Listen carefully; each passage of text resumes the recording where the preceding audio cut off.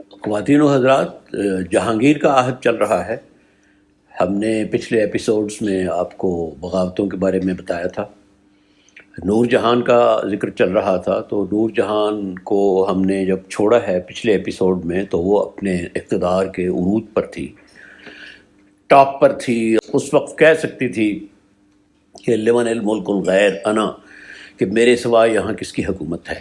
تو نور جہان کو ہم وہیں چھوڑتے ہیں اس کے عروج پر، اور آگے چلتے ہیں کہ یہ عروج زوال میں کس طرح تبدیل ہوا۔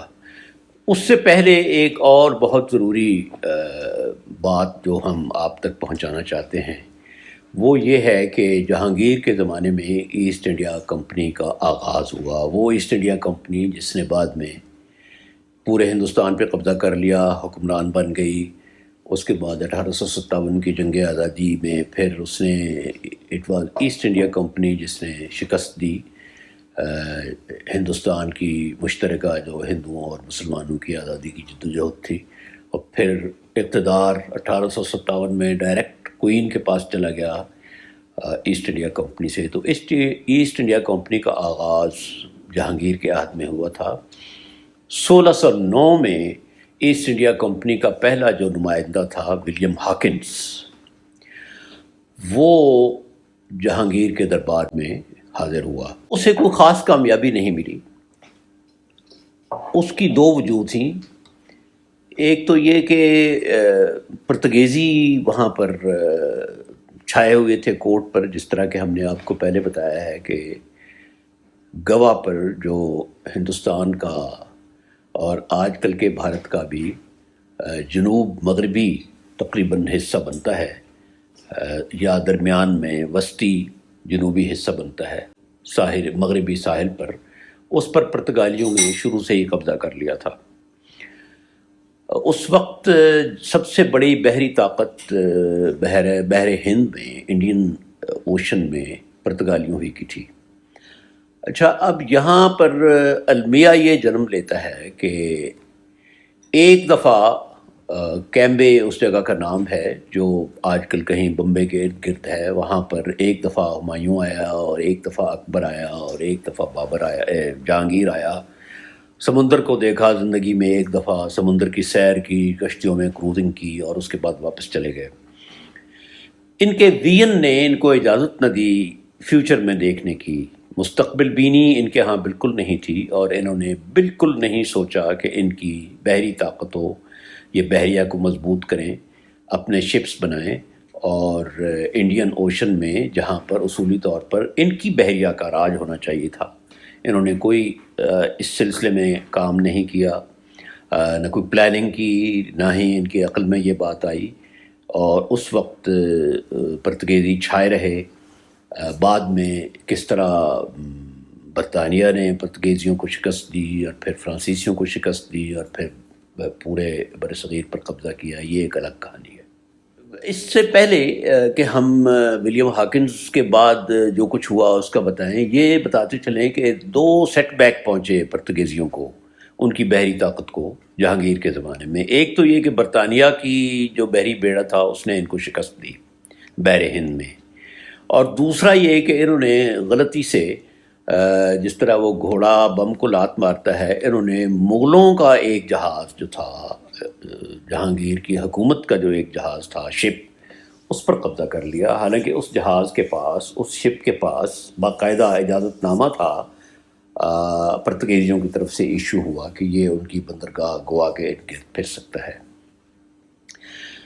اس جہاز میں کچھ ایسا تجارتی مال تھا جس میں جو سلیمہ بیگم تھی جہانگیر کی سوتیلی ماں، اس کے بھی مفادات تھے، اس کا اس میں شیئر تھا یا اس کا تجارتی مال تھا، اینی وے وہ اس میں انٹرسٹڈ تھی۔ تو پھر جہانگیر کی بادشاہی کو ذرا جوش آیا، اس نے فوج بھیجی، جو ان کا مشہور تھا جرم زیویئر، جس کا ہم نے پہلے بھی ذکر کیا تھا، پریسٹ ان کا تھا، اس کو گرفتار کیا، ان کی کافی ان کی کھنچائی کی گئی، اور اس کے بعد ان سے اس کی جہاز کا جو نقصان ہوا تھا اس کی ہر جانہ بطور تلافی ایز کمپنسیشن وصول کیا گیا۔ جو پہلا فارمل برطانوی امبیسڈر تھا سلطنت برطانیہ کی طرف سے وہ تھا سر تھامس راؤ، جو مشہور ہے، سب جانتے ہیں کہ جہانگیر کے دربار میں وہ آیا تھا۔ وہ آگرہ تو خیر کبھی بھی نہیں آیا، وہ 1615 میں سورت میں اترا اور وہیں سے اس نے اپنے نخرے شروع کر دیے۔ پہلے تو جو اس کو ریسیو کرنے آئے تھے ان کے ساتھ اس نے جھگڑا کیا کہ یہ اپنی قالینوں سے اٹھ کر مجھے استقبال کریں۔ کبھی کسی کو ملتا تھا، کبھی کسی کو نہیں ملتا تھا۔ تو اس وقت جہانگیر کا ایک بیٹا پرویز وہ حکمران تھا جنوب میں، تو یہ برہان پور میں اس کے پاس گیا، پرویز کے دربار میں حاضر ہوا اور وہاں اس نے یہ شرط رکھی کہ میں کورنش یعنی آداب جو ہیں وہاں کے رواج وہ میں بجا نہیں لاؤں گا۔ اچھا، اب یہ سر تھامس راؤ نے اپنی یادداشتوں میں یا جو لیٹرز اس نے لکھے تھے اس میں یہ بڑی یاوہ گوئی کی ہے اور بڑی یہ ایک قسم کا فخر سے کہا ہے کہ میں نے تو جو مغلوں کا طریقہ تھا بادشاہ کو آداب بجا لانے کا، میں نے وہ نہیں کیا۔ بات یہ ہے کہ اس وقت جتنے بھی فارینر آتے تھے امبیسڈرز، وہ اپنے اپنے ملک کے طریقوں کے مطابق آداب بجا لاتے تھے، تو اس میں سر تھامس راؤ کو کوئی استثناء نہیں ملا۔ اس نے جب یہ کہا کہ میں شہزادے کے پاس، پرویز کے پاس بیٹھنا چاہتا ہوں کرسی پر، تو اس سے انکار کر دیا گیا اور زیادہ سے زیادہ شہزادہ پرویز نے، جو جہانگیر کا ریپ تھا وہاں جنوب میں، اس نے سر تھامس راؤ کو یہ رعایت دی کہ تم ستون کے ساتھ ٹیک لگا سکتے ہو کھڑے ہو کر جب تم بات کر سکتے ہو۔ تو this is the maximum concession which he got اس کے دربار میں۔ بعد میں انگریزوں نے اس کو کیا صورت دی، سر تھامس راؤ نے کیا لکھا، یہ الگ بات ہے، اور اس میں سے بہت سی باتیں جو ہیں وہ حقیقت کے خلاف ہیں۔ سر تھامس راؤ کچھ پینٹنگز لایا تھا جو جہانگیر کو دلچسپ لگی۔ اس نے فوراً اپنے جو اس کے مصور تھے ان سے اس کی نقلیں تیار کروائیں، اور وہ نقلیں اس خوبصورتی سے اور اس پرفیکشن سے تیار کی گئیں کہ جب دکھائی گئیں تھامس راؤ کو تو وہ اصل اور نقل میں پہچان نہیں کر سکا۔ اسی طرح کچھ اس کے پاس ایک دفعہ جہانگیر کو معلوم ہوا کہ ایک پینٹنگ اس نے اپنے رہائش گاہ پر رکھی ہوئی ہے، تو جہانگیر نے اس کو رات کو کافی دیر سے طلب کیا اور اس سے وہ منگوائی، پوچھا کہ یہ تم نے مجھے کیوں نہیں دی؟ پھر جہانگیر نے اس کی بھی نقل اتروائی۔ بدقسمتی سے وہ شراب کا تحفہ بھی لایا جہانگیر کے لیے، تو جہانگیر نے اس سے پوچھا کہ بیئر کس طرح بنتی ہے، کیا تم میرے لیے بنا سکتے ہو یا میرے لیے نہیں بنا سکتے؟ بہرحال شراب جو تھی وہ جس طرح کہ آپ کو پتہ ہے کہ مغل بادشاہوں میں جہانگیر کا تو کوئی ثانی یا ہمسر تھا ہی نہیں شراب نوشی میں اور افیون خوری میں، تو شراب کی وجہ سے سر تھامس راؤ کے ساتھ اس کی کافی ملاقاتیں رہیں۔ لیکن 3 سال کی جد و جہد کے باوجود سر تھامس راؤ جو تھا وہ کوئی معاہدہ نہیں کر سکا جہانگیر کے ساتھ سلطنت برطانیہ کے بہاف پر، اور اس کی وجہ یہ تھی کہ برطانیہ اس وقت ایک گمنام ملک تھا۔ جہانگیر نے ہمارے مورخین کے بقول اس ملک کو اس قابل نہیں سمجھا کہ وہ بادشاہ کے طور پر اس ملک کے امبیسڈر کے ساتھ تجارتی معاہدہ کرے۔